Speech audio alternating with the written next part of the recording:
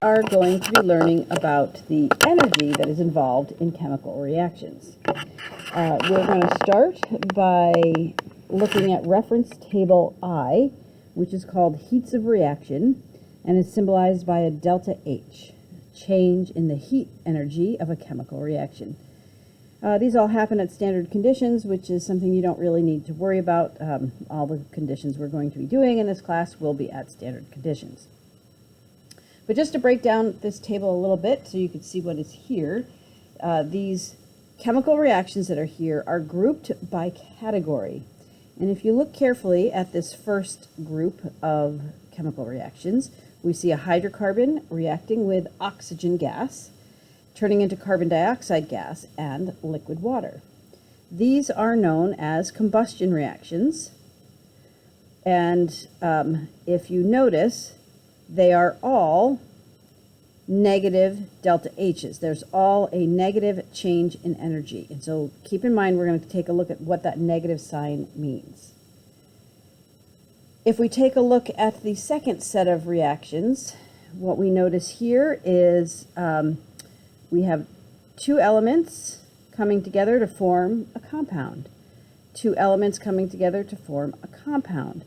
These are all synthesis reactions, and sometimes they are called formation reactions because you are forming a compound from its elements. If we notice that some of these delta H's are negative, some are positive, right? So that's going to be an interesting thing to notice. We'll talk about that again in a moment. Okay. And then the third group of chemical reactions here are actually not chemical reactions. They are physical changes, and here is why. You're starting out with a solid substance. You're using water as a catalyst to break down the original ionic compound into its ions, its aqueous ions. These are all dissolving processes. Okay, I won't call them reactions because they're not chemical reactions, but these are all physical changes. And so it turns out that when you dissolve certain substances, it either releases heat or it absorbs heat. And what you may notice is that some of these delta H's are positive and some of them are negative. Again, we'll come back to that.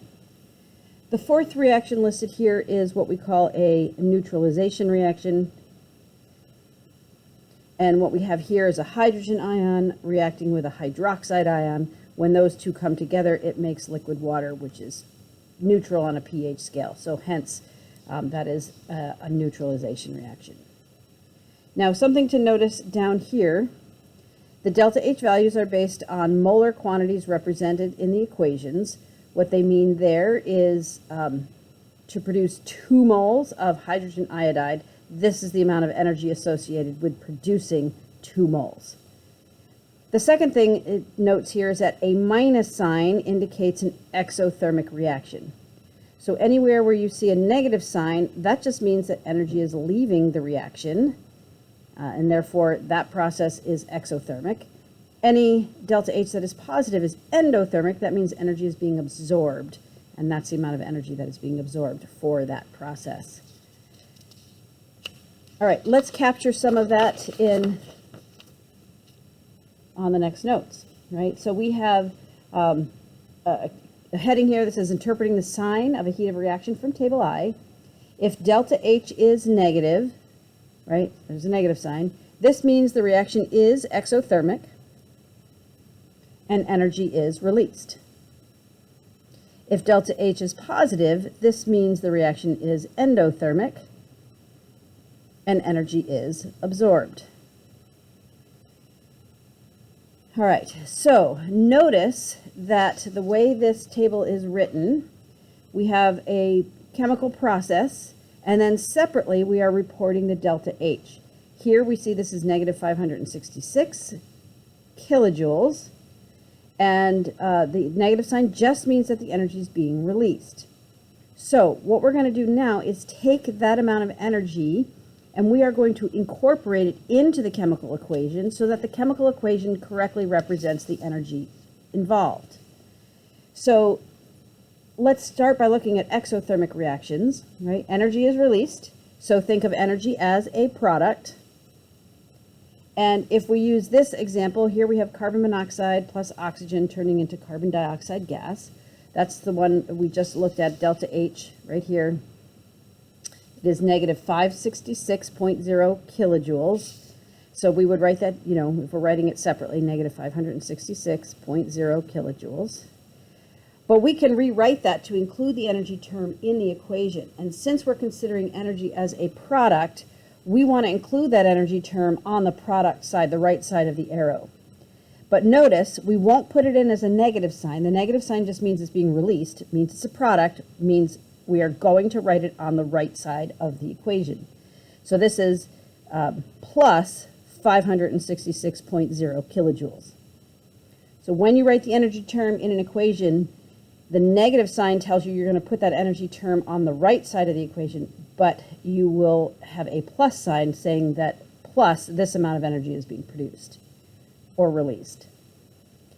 Endothermic reactions, energy is absorbed, so think of energy as a reactant. If we take a look at N2 plus O2 turning into NO, let's find that on the reference table, right? So we're turning it into N2 plus O2, turning it into NO. Be careful, you're looking at the right one. We're turning this into NO, not NO2, right? So it's this one. So we see here that that is a plus 182.6. So the delta H is being reported as plus 182.6 kilojoules. We're going to write that energy term as a reactant. So notice that we have a spot here to the left side of the arrow. And we're going to, it's still a plus sign, so plus 182.6 kilojoules. So we're saying that this much energy must be absorbed by the reactants to turn into the products. So again, when you're writing the energy term into the equation, it's never written as a negative sign. The negative sign just tells you that you're going to put the energy term on the right side of the equation. A positive delta H means you're going to put the energy term on the left side of the equation. Now, these energy terms that are in Table I are scalable, meaning that you may have to use a little bit of math to figure out how much energy is involved for a particular scenario. So how much energy is released when you make 4 moles of CO2 from CO and O2? Okay, so we're making, if we go back up here, this is the equation it's referring to. We're making CO2 from CO and O2. But the way this equation is written, this is to make 2 moles, it will release 566 kilojoules. So if we write this as a proportion, it takes a negative 566.0 kilojoules per 2 moles of CO2. We can set this up as a proportion. How many kilojoules will it take to produce 4 moles of CO2? So when you cross multiply and solve for x, you're going to find out that it's 1,132 kilojoules are being released. So we'll make that a negative so that it is, we're showing that it's being released, right? So if it's 566 kilojoules released per 2 moles, well, per 4 moles, that number just doubled, ends up giving you 1,132 kilojoules.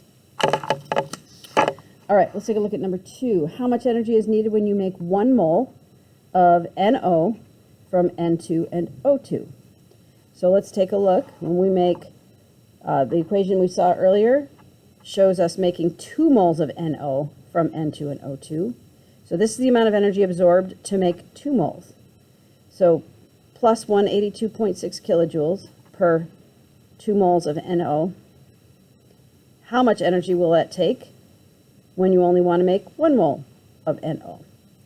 So cross multiply. If this is the amount of energy per 2 moles, then per 1 mole it's going to be half of that number. So X is going to be a positive 91.3 kilojoules. Okay. Lastly, same idea. How much energy is released when you make 9 moles of CO2? So we're going back up to our exothermic reaction. 9 moles of CO2 from CO and O2. Right? So we know that negative 566.0 kilojoules are released for every 2 moles of CO2 produced. And so how many kilojoules are produced when we want to make, instead of 2 moles, let's make 9 moles of CO2. So again, cross multiply, solve for x. And I'm just going to leave that here for you to solve. All right. Now let's talk about the differences between an exothermic reaction and an endothermic reaction. Instead of focusing on the energy that's absorbed or released, let's now take a look at the energy that is stored as potential energy in the reactants and the potential energy that is stored in the products. And of course, the potential energy is the energy that is stored in the bonds of the substances involved. So we're going to use the same equation that we've been studying, the production of 2 moles of CO2 from carbon monoxide and oxygen. And this right here, collectively, we're going to think of this about how much energy, how much potential energy is in the reactants total. So we're not going to break it down into the individual substances. We're just going to collectively think about the potential energy of the reactants, right? And so what we want to know is, how does that compare to the potential energy of the products, right? We know a certain amount of energy is being released. This is going to be in the form of kinetic energy is going to be released, and that's going to account for the difference in the potential energy of the reactants and the products. So let's just say, we're going to make up some numbers here, okay? Let's just say the potential energy of the products is 200 kilojoules, let's just say, right? Well, we know that 566 kilojoules had to be released. So if the potential energy of the products is equivalent to 200 kilojoules, and that was after 566 kilojoules was released, then we can pretty easily figure out, just by simple arithmetic, that the potential energy of the reactants combined is 766 kilojoules, right? So now think about that. Let's compare the total potential energy of the reactants compared to the products, right?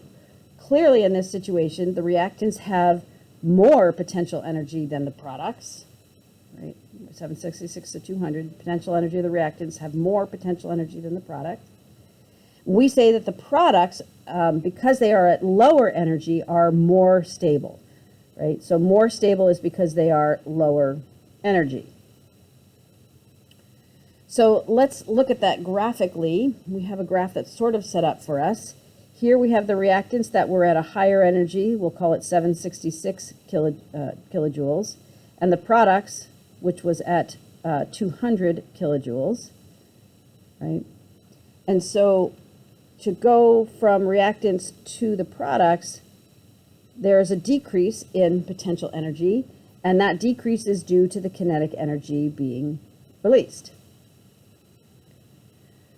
Right, so the products here are a low PE, potential energy. The reactants have a high potential energy. And when the substance that is the lower potential energy is said to be more stable, and higher potential energy is said to be less stable. Okay, now imagine we are doing this reaction inside of a calorimeter. Where does that energy go in an exothermic reaction? We know that the energy is being released. Okay, so let's think about this. We're working on the same reaction. It's producing 566 kilojoules. Let's say that this dot represents the chemical reaction that we're seeing right here. It's releasing this 566 kilojoules. Where is it going? It's leaving the reaction and going out into the water, right, as kinetic energy. So what that means is that the water is going to heat up, the temperature is going to rise, okay, the temperature will increase because the kinetic energy left carbon monoxide and oxygen as kinetic energy. It went to the water, right, and so the water is going to heat up, the water temperature will increase. So where does the energy go in an exothermic reaction? Okay, this energy that we're talking about right here, right, it's released to its environment, okay, And in this case, it's going to be released into the water. Okay, so this amount of energy is being released into the water, and the water is going to warm up. So this exothermic energy conversion, right, from the potential energy of the reactants is being turned into some kinetic energy that's going to be released. So what we have seen here, especially if we zoom out a little bit and consider the graph, what we see here is that the potential energy of the reactants is converted into the potential energy of the products plus kinetic energy that is then released to the environment. And in this case, if it's a calorimeter, that energy is released into the water, and the water will heat up. Okay, let's now take a look at an endothermic reaction, and let's consider what's going on with the energy there. Okay, we're going to take a look at the same endothermic reaction that we saw earlier. Okay, so here's our reactants. We're going to consider this collectively, the potential energy of the reactants, plus some energy that it's going to absorb in the form of kinetic energy. Okay, and it's going to be turned into the potential energy of the products. Okay, so we know that the kinetic energy is 182.6. That amount of energy has to be absorbed by the reactants.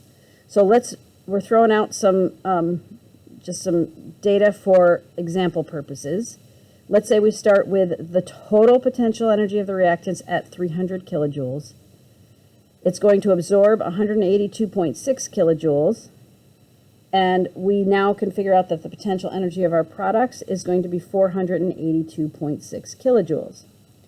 So in this case, the reactants have less potential energy than the products. And because of that, because the reactants have less energy, that means these products, being higher energy, are going to be less stable that compared to the reactants. Okay, so graphically speaking, we have reactants that are at a lower energy, call it 300 kilojoules. We have products coming in at 482.6 kilojoules, and to get there, it had to absorb kinetic energy. Okay. So the question is going to be, where does that kinetic energy come from? But before we do there, let's just talk about this. The products are at a higher potential energy. The reactants are at a low potential energy, comparatively speaking. The higher potential energy is considered to be less stable. And here, low potential energy is considered to be more stable. Yeah, you can think of this, the substance with the higher potential energy is if you were walking around with 10 boxes stacked in your hands versus reactants, you're only holding one box in your hand. That's very stable, but the greater the potential energy, the more boxes you've got stacked and the more likely they are to tumble, so that's less stable. So where does if we're doing this inside of a calorimeter, where does this energy come from in an endothermic reaction? Okay, so here, let's say this is the chemical reaction happening, and this dot represents the chemical reaction. It has to absorb energy. That energy has to come from the surrounding water, right? So this is kinetic energy from the water being absorbed by the chemical reaction, and as a result, the temperature is going to decrease, and the water will cool down. All right. So in this case, the potential energy of the reactants plus the absorbed kinetic energy is converted into the potential energy of the products. All right. So there you have it. We have talked about how you can look up various energies of different chemical reactions. We know that positive delta H means endothermic, negative delta H means exothermic. We explored how to include those heat, those delta H's, into chemical equations. If it's exothermic, you write the energy term on the right side of the chemical reaction. If it's endothermic, you write the delta H on the left side, always keeping a positive sign. We then compared exothermic and endothermic and what that looks like graphically, what the potential, instead of focusing on the kinetic energy absorbed or released, we focused on the potential energies of the reactants compared to the potential energies of the products. And graphically, what that looks like for an exothermic reaction, there's a general downward slope. And for an endothermic reaction, there is an increase, overall increase on the slope. All right, that's it for Unit 12.2, Energy and Reactions. We'll see you back in the classroom.